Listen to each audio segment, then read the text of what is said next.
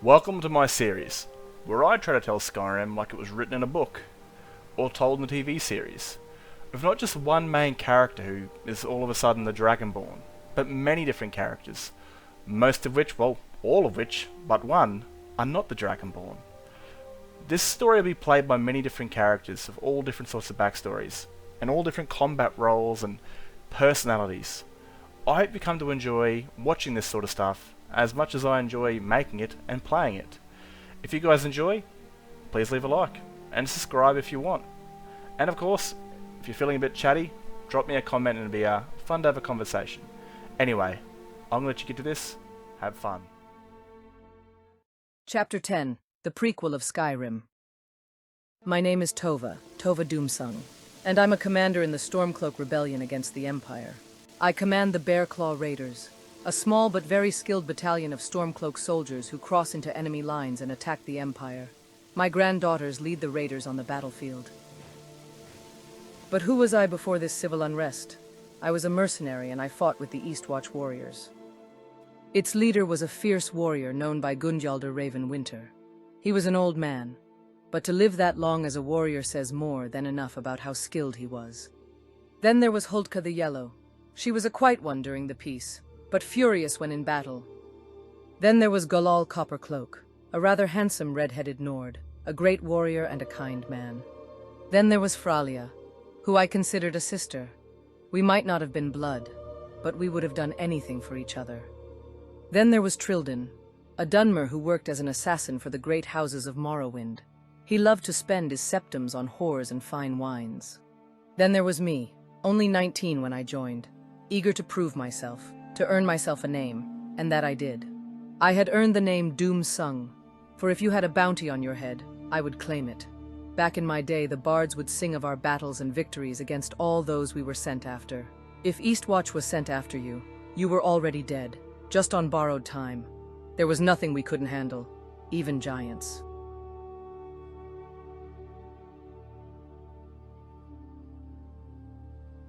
We always returned victorious, to receive our reward.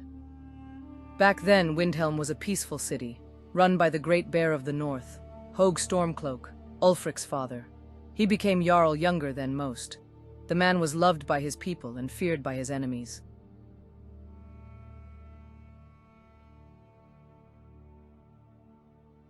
Ten years had passed. Gunjarder had passed 7 years ago, and I took charge of Eastwatch. We also lost Huldka. She went and joined the Legion, and Golal died in battle. Freya was still around. We fought many battles together and shared in all the glory. She was my right hand. We sparred plenty, to keep our skills sharp while on rest. Get too lazy, and it could cost you. I also had a daughter, but her father died before I even knew I was carrying. She has his beautiful red hair. I named her Mirana. She was the most beautiful thing I ever created. Coming back home after a job to her smile and warm hug was everything to me. Hearing "Mama, I love you," that would make my day. Nothing was better than that. Not the gold or the glory. Horbrand and Brayfrida Salty Fist. To this day they fight alongside my granddaughters to free Skyrim from the Empire, with their own daughter, who they named after me, Tova Salty Fist. We even recruited a Greymane, Avelstein Greymane. His brother was an already known companion. I guess he wanted to write his own story, and not be in his brother's shadow. We also kept Trildan. I was quite surprised a Dunmer wanted to stay in the company of Nords for so long. But he was of course a welcome friend, and more than welcome to stay as long as he wanted. We traveled across Skyrim earning gold and honor. Some considered us the East Companions. But like all things, time slipped away. Days become months, and months became years. 13 years had passed by. I had grown older, and a lot had changed. Trildan went back to Morrowind. Freya and the Greymane become very close, and they moved to Whiterun to start a family. I was happy for Freya. From one battlefield of dodging death to another with family and children, I recruited new warriors, and my daughter. How did my sweet little Mirana turn into such a beautiful woman? She turned into a fine warrior. I had trained her well. The Salty Fist couple had stayed on for the last 13 years after joining. I had gained 4 new warriors, including my daughter. I remember the day it all changed. We had just finished a job, and Mirana asked to speak to me alone. I'll always remember that beautiful view over Lake Honrich, and how her hair shined in the sun. She wanted to tell me that she wanted to become a guard of Windhelm, that adventuring wasn't for her, but to serve the people of Eastmarch. I think she thought I'd be mad, but all I've ever wanted since the day she was born, for her to be happy, and if this was that happy, I'd gladly support it. When she had my blessing to leave, she hugged me so tight. The last time she hugged me like that, she was only a little girl. She marched off to Windhelm to join the guard, to serve Eastmarch. I was very proud of her, but with someone of her skill, becoming a guard was overkill. I knew she would be safer in Windhelm. Yes, being a guard can be dangerous, but less so than traveling the wilds of Skyrim hunting monster or scum. She always loved visiting Windhelm as a kid. It was a treat for us to visit Candlehearth Hall and eat there. She was always in awe how big Windhelm was. When she grew up, she wanted to protect it. She bent the knee to Hogue Stormcloak, to protect and serve Windhelm. She was so happy. Hogue knew who she was, who her mother was. She was recruited on the spot. She knew the Dunmer had it rough in Windhelm. They were placed in a slum. It was much better then. Than it is now, with Ulfric in charge. They have it worse. But my Morana would make sure they were safe. She was raised by me and my team, and she would always call Trilden her Dunmer uncle. She wasn't like your typical Nord. She never saw others by the color of their skin, or the shape of their ears, or the size of their teeth. If you treated her well, she treated you better. But if you treated her bad, she treated you much worse. She got that from me.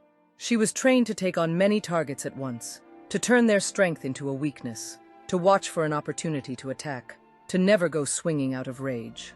That in battle you must be guided by focus and not by rage. If you're not thinking in those moments, you're dead.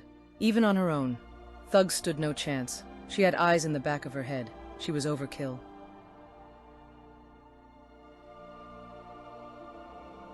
The year was 172 of the Fourth Era.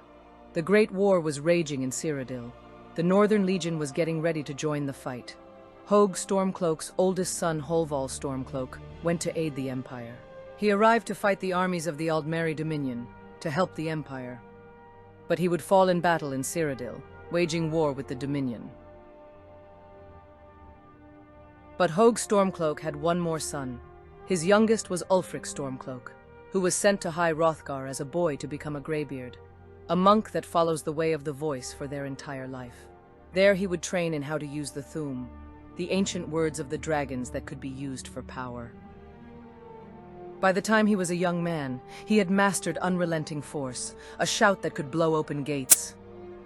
It would all change when a group of pilgrims who traveled up the mountain to deliver supplies to the Greybeards would tell the young Ulfric the latest news, that the Jarl of Windhelm's son had died in the Great War. Later that day, Ulfric decided to leave High Hrothgar and return to Windhelm to avenge his brother. He would abandon the ways of peace for the ways of war and vengeance. He would avenge his brother and take his rightful place as heir to Windhelm. From being a boy to becoming a man, would his own father recognize him? I think he would have. He would have seen the same sadness and anger in that young man's face that he suffered. When Ulfric returned to Windhelm, his father welcomed him back with open arms. He had told his father he was joining the Legion to fight in the Great War. His father could not deny his son. It would have been cowardly, even though the last son that went off to war never came back. Hogue had a plan to protect his son in Cyrodiil. He would assign his best guard to become Ulfric's housecarl. He would make Morana Ulfric's housecarl. She would now follow him into war. He knew Morana's skills were wasted as a guard, so he would make her protect what was most precious to him, his only son, by sending what was most precious to me off to war. She would accept such an honor, and swear her life to Ulfric's, that she would shield him with her life and to carry his burdens. But as her mother, I swore to shield her life with mine, to protect her, to never let harm come to her. So I would join her and Ulfric. I would follow them into war, to protect what was most precious to me. Ulfric's voice was strong, and we fought many battles against the elves. Morana was fearless. She saved Ulfric's hide more times than I could count, blocking lethal arrows, or striking down elves trying to stab him in the back. She had earned her name, Morana Bearclaw, the right hand of Ulfric Stormcloak. The Great War was savage. For 3 years we battled across Cyrodiil. Before Ulfric was captured, and the Imperial city fell to the Dominion. The Empire fled north into Skyrim, to regroup. In the early winters of 175, the Empire entered Cyrodiil and retook back the Imperial city with a full northern force. But as soon as we took back the Imperial city, the Emperor called for peace and signed a treaty with the Dominion. Every Nord knows we could have marched them back to the Gold Coast, chased them to the Somersets and burned it to the ground. But the Emperor surrendered. So many Nords died, just so the Emperor could get his throne back. This treaty outlawed Talos, a Nord god, and that angered all Nords. We all went back home to Skyrim angry, that our dead died for nothing, and one of our gods was outlawed by the Emperor. When we returned home, we were all bitter. I returned back to my hall to find it empty and ruined. But Marana stayed with Ulfric. Ulfric was furious of the Emperor's surrender, and so were all his men, for banning Talos. During the war, the Reachmen took Markarth when the Northern Legion left for Cyrodiil. The previous Jarl's son made a deal with Ulfric that he and his men could worship Talos freely if they took back the city. Ulfric accepted. Ulfric and the men that followed him attacked the Reachmen at Markarth. He used his Thuum to smash open its metal gates. Once the Reachmen were dealt with, Ulfric and his troops celebrated. Marana and Ulfric had become quite close. For years they fought together, protecting each other. They had become close friends. After the drinking and celebrating the Markarth victory, Marana and Ulfric had crossed that line. Eventually the Empire and Dominion found out about Ulfric and his free Talos worship. The Legion surrounded Markarth, but Ulfric surrendered if his men could go home, and the Empire accepted. He was then given over to the Thalmor, the leading body of the Aldmeri Dominion. After Ulfric's arrest, Marana returned home. She had not seen the hall in 4 years. I had done my best to clean the place up and make it look like it did before we left for war. I was just happy we lived through the Great War, and she made it through whatever Ulfric started in the Reach. She returned home broken, heartbroken that the man she protected and followed, the man she loved, was gone. But our lives were about to change forever. Within a few months, Marana was starting to show she was carrying. What we didn't know is that she was carrying twins. Then the day came, but she wasn't able to push. The bub wasn't coming. She asked me to do something no mother ever should. She asked me to get them out, to love them as I did her, to train them to be strong. The worst day of my life, having to take my own daughter's life to save her child. I understood her. She too was willing to die to save her child. I didn't want to, but I had to. It was her last wish, and if I didn't, I would have lost them all and failed my daughter. She asked that if the baby was a girl, for her to be called Sigund. If a boy, Surgarth. She had 2 girls. She had twins. I named the second child Brianna. Sigund had my brunette hair, and Brianna had her mother's beautiful red. We knew the girls were Ulfric's. I retired the sword to raise the girls. I would tell nobody but their grandfather. I would tell the twins their father was a war hero that died shortly after their mother returned to Skyrim from the Great War, that they fought together. Their grandfather Hogue supported us with gold under the table, since it was too dangerous for anybody to know. He died when they were 8 during the year 183. Ulfric was released in the year 192 by the Thalmor, after serving 17 years in a Thalmor prison. When he returned, he took his rightful place as Jarl of Windhelm, and as soon as he arrived, he started spreading word of an independent Skyrim from the Empire. He came looking for Marana, but was heartbroken to find out she had died. But when he found out what from, he was in shock. He wanted to tell the girls, but knew that he couldn't, for if the Empire found out, they could use them to hurt him. So he would remain a secret until the day Skyrim was free of the Empire. Within the first year of his return, the people of the East would bash and assault Imperial troops, while his guards would do nothing. Within 3 more years, the Eastern Jarls had joined his independent Skyrim movement. And all across the East, Imperial soldiers were ambushed and killed by militia. Within another 8 years, the Empire had grown tired of the attacks and left the East defending for ourselves, thinking we would suffer without their protection. But the militias become one rebellion under one flag, the bear of Ulfric's Stormcloak. No bandit or warlock was safe from the rebellion. The Empire's tactic had failed, for the Nords did a better job at protecting ourselves, proving once more we didn't need the Empire in our lands. The twins had trained hard and become fierce warriors. wanting to help free their land. They joined the fight, and I followed. Ulfric couldn't really say no, so he would assign his best troops to protect them, but keep them out of the major fights. But those girls were like their mother. There was no holding them back. I would command them, keep them out of the really dangerous fights, but let them get their hands dirty. They honor their mother's name by having the bear claw tattooed on their right arms, the right hand of Ulfric Stormcloak. The rebellion had become strong. We had fought across Skyrim, but we were now ready to commit to this, to go to war with the Empire to free Skyrim. Ulfric was off to challenge the High King, to prove the Empire's weakness. Only then would this so-called civil war really start. Well, I hope you enjoyed that story, because man, that was probably the longest. I was actually going to connect it into the Civil War part, it's probably been nice, but again, I've worked on this thing for probably about a week I've been doing this shit for the backstory. Now, this entire idea came from the concept of a video that I did last year sometime, where I said Skyrim before the war. And that was where I created up some prequel. It's not all of it's exactly as it is. I think Ulfric left a year before the Great War started in lore from the Greybeards, and joined on with the Legion before the Great War happened. I've added things and slightly changed some things in this story to make it kind of fit my game, because the lore wasn't really, I'm going to say, done, and has also changed over time when it comes to the Great War, like Lord Narafi, whatever his name is, the guy that attacked Imperial City.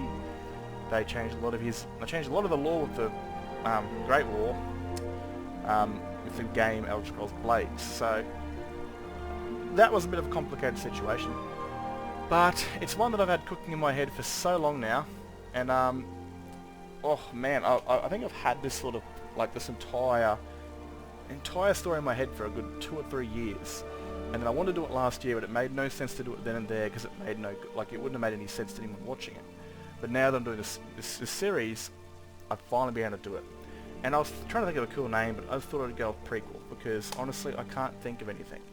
I expand a lot of characters in this, 3 of which are playable, and man, I'm putting so much more effort into these characters that aren't even my main characters, like Sigund and Brianna.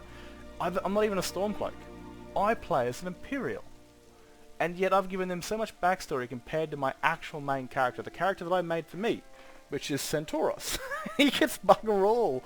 He gets no love compared to this.